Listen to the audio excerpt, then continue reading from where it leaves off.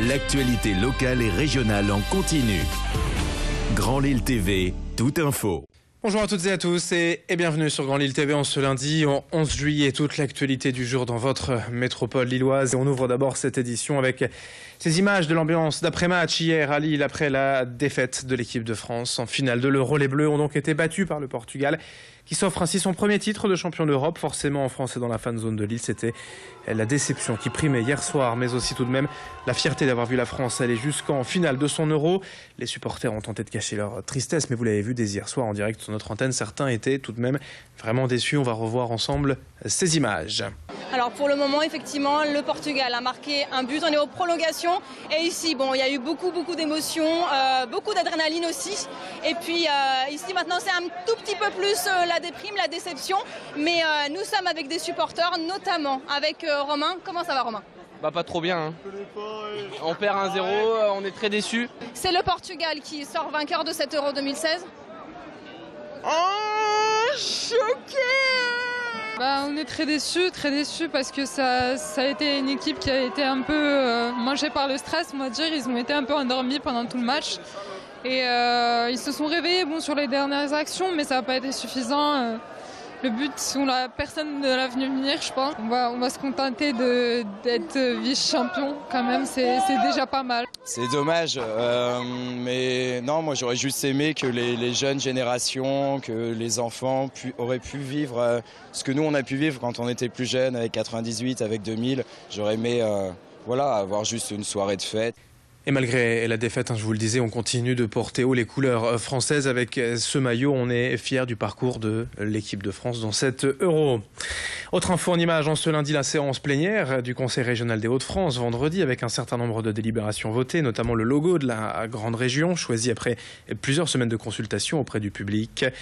Lors de cette séance plénière, le Conseil régional a aussi voté concernant les transports et la sécurité, la mise en place d'une quarantaine de caméras de vidéosurveillance installées prochainement dans les gares.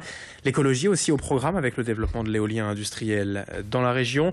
Et à propos notamment de ces caméras dans les gares, on écoute Gérald Darmanin, le premier vice-président de la région, au micro de Marine Kijek avec Laurent Ogne. Sur ces 120 gares, il n'y a qu'une vingtaine de gares qui aujourd'hui ont des caméras de vidéoprotection, dont la moitié de ces 20 gares, donc une dizaine, ont des caméras HS. Voilà, elles ne fonctionnent plus ou elles fonctionnent extrêmement mal. Donc notre objectif, qui est inscrit dans le protocole, c'est 40 gares équipées entièrement dans le cadre de ce protocole.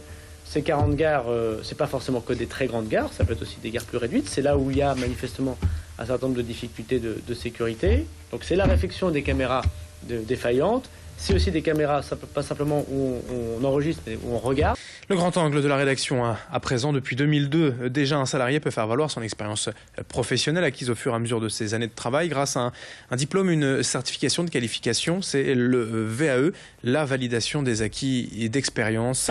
Il faut justifier de 3 ans d'activité professionnelle pour y prétendre. Ce VAE est surtout destiné à celles et ceux qui n'ont pas ou peu fait d'études, mais qui ont quand même acquis des compétences au fur et à mesure de leur poste. C'est le choix notamment de Malcolm Diana, 24 ans, qui travaille depuis déjà 16 ans. Il est au micro d'Idil Gunay, c'est elle qui est allée à sa rencontre.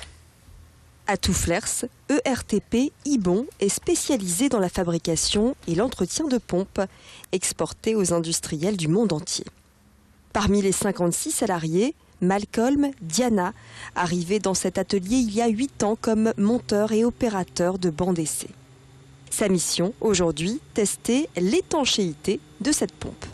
Ce qui me motive dans mon boulot, c'est avant tout une petite passion pour la mécanique, qui m'a toujours un peu stimulé. Et aussi une satisfaction de pouvoir créer des pompes qui peuvent peser jusqu'à 4 tonnes par moment, qui est assez impressionnant. À son arrivée dans l'entreprise, Malcolm était titulaire d'un bac professionnel. En 8 ans, il a acquis au quotidien une certaine expérience et un savoir-faire précieux. Quand je suis arrivé, je partais de zéro, donc je ne savais pas vraiment les bases de la mécanique, j'ai rien du tout. Tandis qu'aujourd'hui, j'évolue et je sais monter des pompes, tester des pompes, les contrôler, vérifier si tout va bien. Et j'ai acquis pas mal d'expérience au fil de ces 8 ans. Pour faire valoir cette expérience et faire reconnaître ses compétences, Malcolm Diana a choisi d'entamer une VAE, une validation des acquis de l'expérience, prise en charge par le FONGECIF. Il a jusqu'au mois de novembre pour constituer un dossier explicatif de ses missions quotidiennes. À la clé, un diplôme, le BTS, soit un bac+2. C'est complètement sur un jury, donc j'ai aucun cours pour ce diplôme. C'est juste sur ce que je fais au quotidien.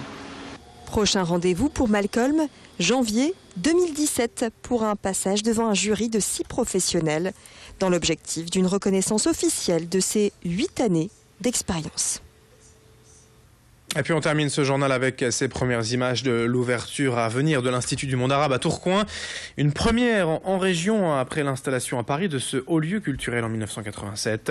L'IMA s'implantera dans le centre-ville rue Gabriel Péri à la fin des travaux prévus en septembre 2017. C'est en fait l'ancienne piscine de Tourcoing, non aménagée depuis 1999, qui accueillera cet institut. Au menu des cours d'arabe, des conférences, des expositions, en collaboration notamment avec l'IMA de Paris qui prêtera des œuvres à son petit frère. Le coût des travaux est estimé à 1,7 million. Ce projet est à l'origine d'un groupement d'intérêt public avec la ville de Tourcoing, de Roubaix, ainsi que la région des Hauts-de-France et la métropole européenne de Lille. Présentation au micro de Clotilde Leguévac. L'idée c'est de rendre plus accessible et puis aussi faire peut-être taire un certain nombre de lieux communs, d'a priori négatifs sur cette culture, sur ce monde, sur voilà, ce qu'est le monde arabe. Évidemment, notre approche, elle est laïque. Totalement laïque. Notre préoccupation, c'est pas la religion musulmane, c'est le monde arabe. Il y a des chrétiens dans les pays du monde arabe. On va d'ailleurs avoir à Tourcoing, probablement en 2018, une grande exposition qui traitera des chrétiens d'Orient, par exemple. Voilà, bon, donc c'est sous cet angle-là que nous abordons les questions du monde arabe, bien sûr. Et c'est la fin de ce journal. Merci à vous de l'avoir suivi. Et merci les Bleus également pour ce parcours à l'Euro. On en reparle tout au long de la journée sur Grand Lille TV.